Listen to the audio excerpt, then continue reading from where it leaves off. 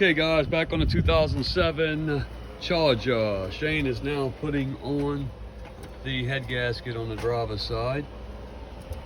So he's getting it ready. See, you just press it down right on top, the little pieces sticking out, the little point sticking out. So here's the head, he's cleaned it up and fixing to get her on there, right? So the other one's on and clean and ready to go as well. All its parts are cleaned up. See, the reason why you see the oil is because that's what we use, is the oil, right, to clean it. So here we are. Just a little cups of it. Ready? Yes, ready, here we go.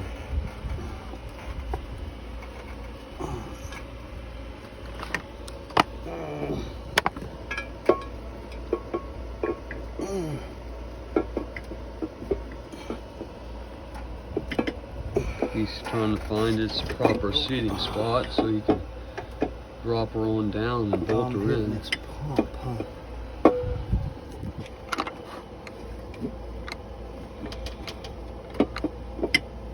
That pump needs to be loosened. It's hitting them bolts. Did we loosen it? We did, but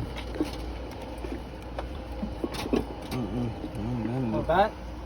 oh no, I had enough. Okay, so there it goes.